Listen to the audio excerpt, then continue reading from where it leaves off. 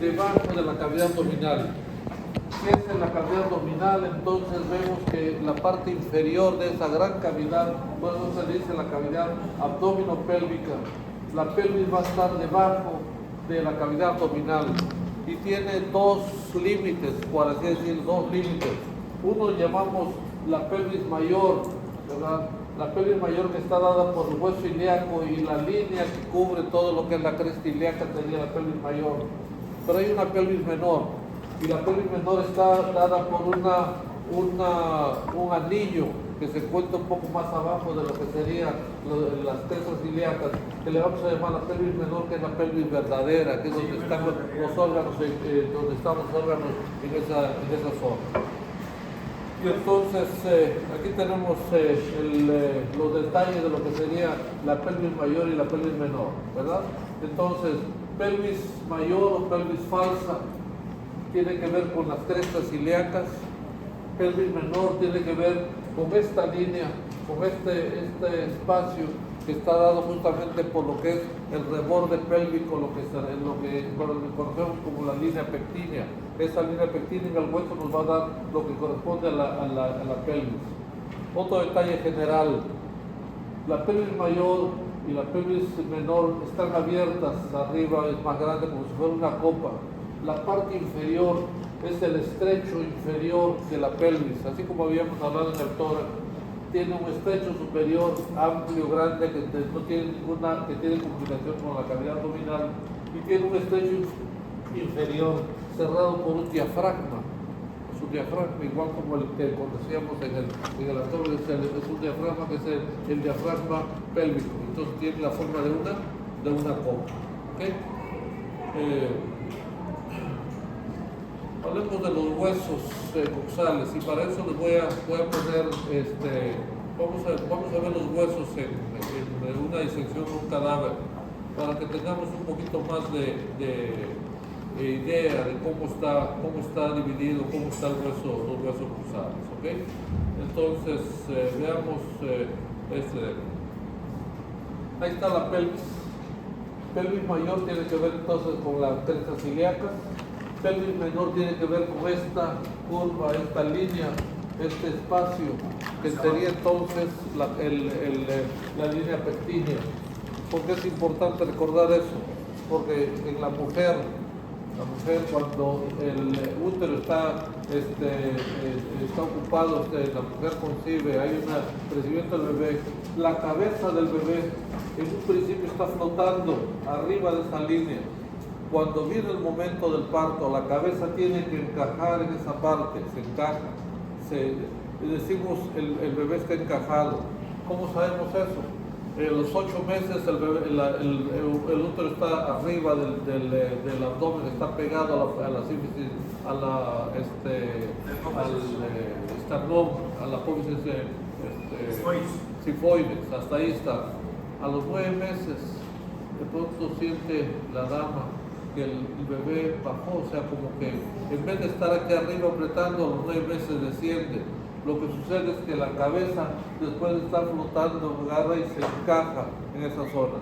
Y luego vamos a ver los detalles, cómo es que puede pasar a través de un canal de parto, cómo el bebé tiene que rotar como si fuera un tornillo. Entra en una forma, rota dentro de ese espacio y luego al salir vuelve a rotar. Así como habíamos visto que el corazón rote, que el intestino rote, el bebé también rota. Tiene que rotar en ese canal para poder, poder salir de la cavidad uterina. Bien, entonces ahí está el estrecho superior de la pelvis. Ahí estamos viendo. ¿Ok? Entonces, ¿cómo? Vamos a ver la pelvis por un lado. La pelvis está formada entonces por el ilíaco, el hueso ilíaco, que estamos observando ahí, por el sacro y por el coxis. 3 huesos van a formar entonces la pelvis: el ilíaco, el sacro y el coxis. ¿Okay? Y entonces, en este caso se ha cortado la pelvis por la mitad para poder observar en su detalle. Ahora, en esta parte observamos huesos y observamos articulaciones. Okay. En la parte de atrás estamos viendo el sacro, okay. La última vértebra lumbar ahí arriba, la quinta lumbar, estamos viendo el sacro y estamos viendo el coxis, tres elementos diferentes que forman la pelvis: hueso ilíaco, el sacro y el coxis. Y en este caso se ha puesto la vértebra lumbar. Hay un problema que se presenta antes del parto, que se llama espondilolistesis. Espondilolistesis es cuando se daña una de las apófisis transversas o la apófisis espinosa, lo que es la parte de atrás de la vértebra, de la quinta vértebra, se puede mover, se puede dañar, se puede romper, y entonces la vértebra se desliza hacia adelante y evita que el espacio sea más grande. Entonces, en esos casos es difícil que el bebé pueda salir por el canal del parto normal. Bueno, estamos viendo el ilíaco, el sacro y el coxis. Vamos a ver las partes del ilíaco. Ahí está la posición normal, lo voy a poner ahí.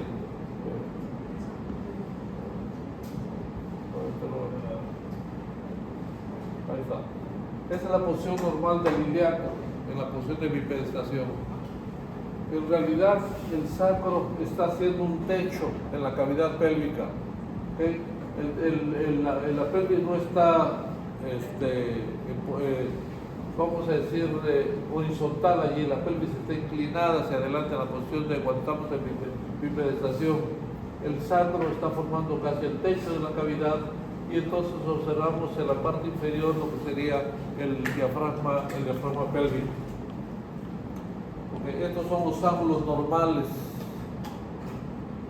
Okay. Ese es el ángulo que debe tener el sacro, y vamos a ver el ángulo que debe tener el coxis. A veces el coxis tiene un ángulo más cerrado, okay, más cerrado. Este es aproximadamente un 30-40 del ángulo que debe tener, pero a veces el coxis está más cerrado. Entonces son pacientes que tienen coxigionemia, o sea, es un dolor en el coxis, dolor al sentarse, porque el coxis está movido, o por alguna situación, a veces hay fractura del coxis al caerse sentado, o por aumento de peso también hace que esto pueda moverse. Realmente nosotros nos sentamos con esta porción, no con el glúteo. Muchas veces se piensa, inclusive hay pacientes que llegan a ponerse implantes de glúteo porque dicen que les duele, les molesta al sentarse y se quieren poner como un cojín para que pues, sentirse mejor. Eso es mentira. Nosotros nos sentamos con esta porción y aquí no se pone ningún implante. Este es el spine isquiático, o sea, la tuberosidad isquiática. Entonces, vemos la curvatura normal del sacro, del coxis, y entonces aquí estamos viendo un detalle interesante. Estamos viendo un gran agujero entre lo que es el sacro, el coxis y el ilíaco. Encontramos un gran espacio allí. En el vivo ese espacio está lleno de estructuras. A eso le llamamos, esta presentación dice foramen isquiático, nosotros también le llamamos foramen ciático. Isquiático, ciático es la misma cosa, ¿okay? Para que no se confundan al leer el libro de la anatomía ustedes ven cómo se llama el muro. Las ediciones antiguas dicen ciático, las ediciones modernas, la traducción al español han puesto como isquiático, ¿okay? Entonces, es el agujero isquiático que va a estar lleno, lo vamos a ver por ciertos ligamentos que lo llenan ese espacio entre lo que es el ilíaco y lo que es el sacro. Las partes del ilíaco. El ilíaco está dividido en tres porciones, está unido, es un hueso uno solo, pero en el embrión son tres porciones que se van a unir después del desarrollo. Tenemos el ilio, está el pubis y esta porción que se llama el isquio. Entonces, ilium, pubis, isquio. Las tres importantes para las estructuras que vamos a ver más adelante. Ok, ahí está otra vez el agujero ciático, isquiático, el agujero isquiático. Si ustedes se fijan por dentro, el ilium y el isquio son el liso. Vamos a encontrar membranas cubriendo estos huecos, estos agujeros. Vamos a encontrar aponeurosis y músculos cubriendo esta porción. Lo mismo en la parte de atrás, ustedes van a ver que es lisa, no está cubierto por músculos como de la parte glútea, pero en la parte lateral externa se encuentra esta gran cavidad, que es la cavidad cotiloidea o acetábulo. La cavidad cotiloidea, lo vamos a ver ahí, permite entonces que la cabeza del fémur se articule en esa porción. Entonces, en la parte lateral externa se encuentra esta gran cavidad, esta gran excavación que corresponde entonces a la cabeza del fémur. ¿Okay? Entonces, otro detalle que vamos a ver antes de terminar esta porción es las articulaciones. Quiero pasar un poquito más atrás, un poquito antes de pasar a los ligamentos. Voy a ir a las articulaciones. Ahí está. Ok. El ilíaco y el sacro están articulados, articulaciones inmóviles, ¿okay? Sindesmosis que se encuentran entonces entre el sacro y el ilíaco se llama articulación sacro-ilíaca. Articulación entre el sacro y la última vértebra, esas son las lumbosacras, entre la vértebra lumbar, la quinta lumbar y el sacro, lumbosacra, ¿okay? Articulación entre el sacro y el coxis, que son sacrocoxígeas, son articulaciones que se encuentran entre esos huesos, y una que es interesante, los dos huesos ilíacos se van a articular en la parte central, lo que se llama la sínfisis del pubis. Acordémonos entonces las articulaciones de la pelvis: sacroiliacas, lumbosacras, sacrocoxígeas, y las dos que tienen que ver con la sínfisis del pubis. ¿Okay? Leí que la articulación del sacroiliaca es una mixta entre sinovial y fibrosa. Así es. Pues son fibrosas y son sinoviales. Se refiere que hay una parte en la parte posterior que tiene sinovial y en la parte anterior son fibrosas. Sí, es cierto lo que estás diciendo, no todo, y un detalle interesante en medicina, no todo es blanco y negro, siempre hay una porción en medio. Entonces, si yo digo siempre va a pasar esto, no es cierto. Siempre pasa esto, pero hay una excepción para eso, porque como tú dices, son una articulación fibrosa y es una articulación sinovial entre los sacroiliacos, ¿okay? Y entonces vamos a ver ahora ligamentos, que son los más importantes. Ustedes van a ver en su resumen, que espero que su compañero Carlos les haya pasado a todos el resumen de esta clase. En el resumen están los ligamentos y las articulaciones que tenemos, ¿okay? Entonces, y háganle caso a los cuestionarios. Están revisando los exámenes. Muchos le han hecho caso a los exámenes, pero hay otros que ni siquiera lo vieron. Yo les digo que vale la pena revisar sus cuestionarios. No tienen tiempo para mucho, no tienen tiempo de hacerlo. Por lo menos lean el cuestionario y lean su libro para que quede algo en la cabeza. Les decía hace un momento, nos quedan exactamente como 6 clases, o sea, 2 de esta semana, 2 de la siguiente y 2 la otra que nos vamos a ver, y luego viene otra vez el examen de pelvis. Y el examen de pelvis tiene más material que el de abdomen, más material que el de tórax. Así que les pido que empiecen a estudiar para que las cosas salgan bien, ¿ok?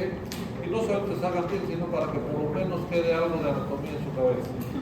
Ok, entonces vamos a algunos detalles interesantes. Miren, en esta parte, este es el agujero obturado, se llama agujero obturado, ¿ok? Quiere ser obturado porque en el hueso seco está abierto, pero normalmente tiene una poneurosis, una fascia gruesa. Déjame ver aquí a ver si, ahí está.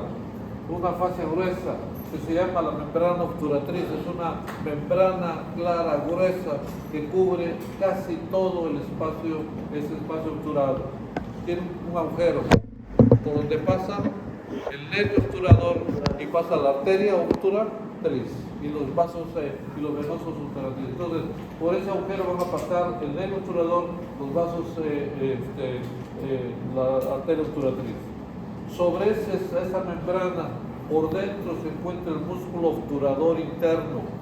Por fuera se encuentra el músculo obturador externo. Entonces la membrana está cubierta como un sándwich, está metida dentro de dos músculos, el obturador interno por dentro, el obturador externo por fuera.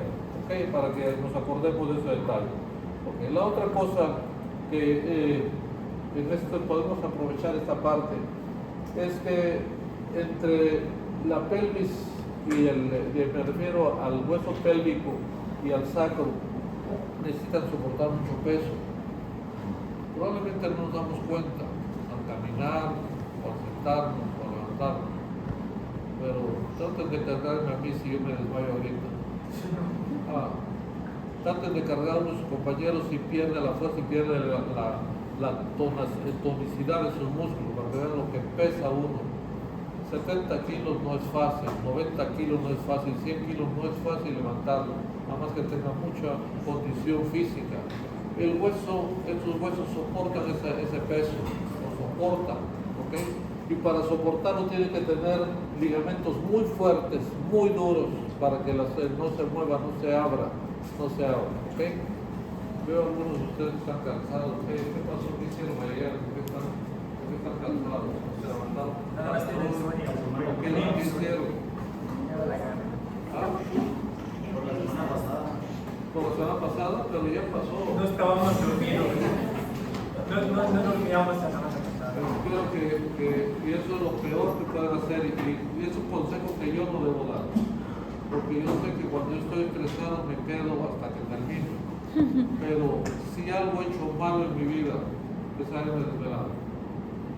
Si he hecho algo que no debía haber hecho, no es una, ¿cómo les digo?